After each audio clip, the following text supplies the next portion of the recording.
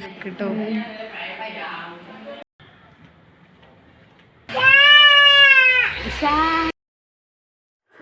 Hi dears, welcome back. നമ്മുടെ പുതിയൊരു വീഡിയോയിലേക്ക് എല്ലാവർക്കും സ്വാഗതം.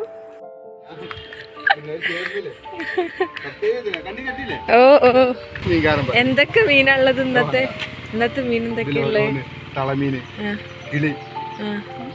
ഏതാ കിളി? ഏതാ കിളി?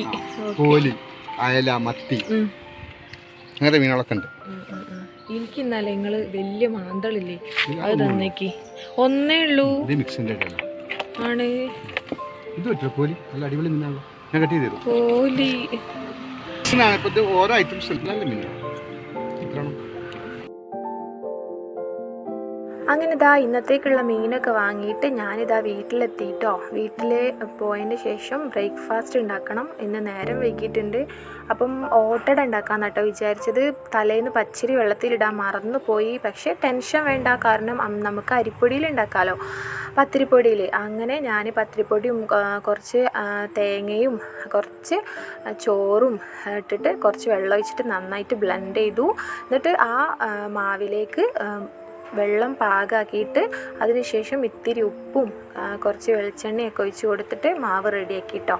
അറിയാമല്ലോ ഓട്ടടൻ്റെ ഒരു കൺസിസ്റ്റൻസി ഇല്ലേ, അത് അങ്ങനെ അത് റെഡിയാക്കിയതിന് ശേഷം ഞാൻ ഓട്ടട ചുട്ടെടുക്കാൻ വേണ്ടി പോവാണ് കേട്ടോ. അപ്പം ഇന്ന് നമുക്ക് ഒരുപാട് ഒരുപാട് വീഡിയോസോ ഒന്നും ഇന്നത്തെ വ്ളോഗിൽ ഉണ്ടാവില്ല. പക്ഷേ പ്രധാനപ്പെട്ട കുറച്ച് കാര്യങ്ങൾ എനിക്ക് നിങ്ങളോട് ഷെയർ ചെയ്യാനുണ്ട് കേട്ടോ. അപ്പം ആരും സ്കിപ്പ് ചെയ്യേണ്ട, ഫുള്ളായിട്ട് ഈ വീഡിയോ വാച്ച് ചെയ്യാൻ ശ്രദ്ധിക്കണേ. അപ്പോൾ അത് നന്നായിട്ട് ഓട്ടടച്ചട്ടി ചൂടായതിനു ശേഷം മാത്രമേ നമ്മൾ മാവ് കോരി ഒഴിക്കാവൂ കേട്ടോ. താത്തി വേണം നമ്മൾ ഒഴിച്ചു കൊടുക്കാൻ, എന്നിട്ട് മൂടി വെക്കുക. അപ്പോൾ നമുക്ക് നല്ല അടിപൊളിയായിട്ട് തന്നെ ഓട്ടട കിട്ടും കേട്ടോ. കുമിളകൾ വരുമ്പോൾ മാത്രമേ നമ്മൾ മൂടി വെക്കാൻ പറ്റുള്ളൂ കേട്ടോ. അങ്ങനെ ഇന്ന് എനിക്ക് എടവണ്ണപ്പാറ അങ്ങാടിയിൽ പോകാനുണ്ട് കേട്ടോ. എനിക്ക് ഇവമോളെ ഫോട്ടോ ഞാൻ കുറേ ദിവസമായി ഇവക്കുട്ടിയുടെ ബർത്ത്ഡേക്ക് ഒരു ഫ്രെയിം ചെയ്തിരുന്നു.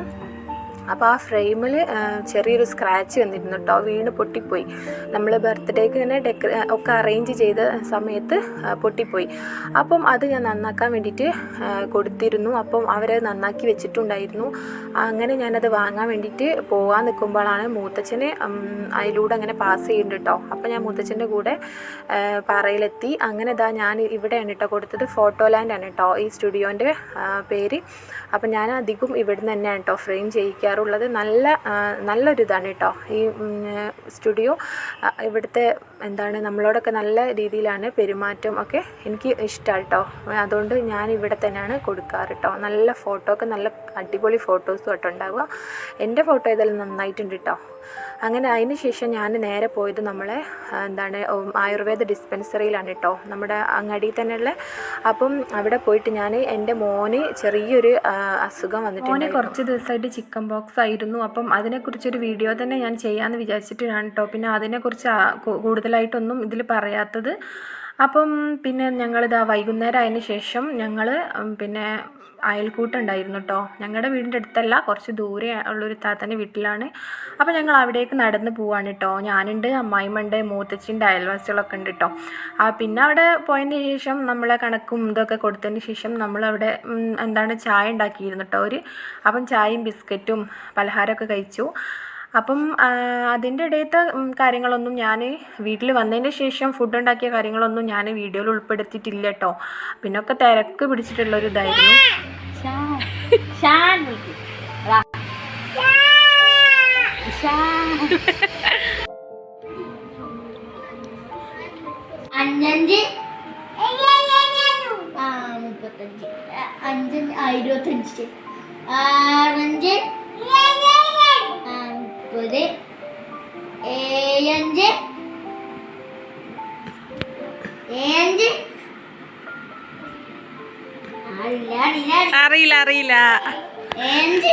അറിയില്ല.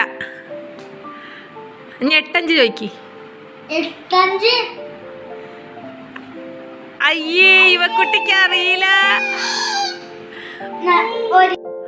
അപ്പം ഇന്ന് രാത്രി ഞാൻ പിന്നെ കുറച്ച് ഡിഷൊക്കെ ഉണ്ടാക്കുന്നുണ്ട് കേട്ടോ. അപ്പം അത് ഞാൻ നാളെ ഒരു വീഡിയോ ഉണ്ടാക്കിയിട്ട് വീഡിയോ ആക്കി ചെയ്യാമെന്നാണ് കേട്ടോ കരുതുന്നത്.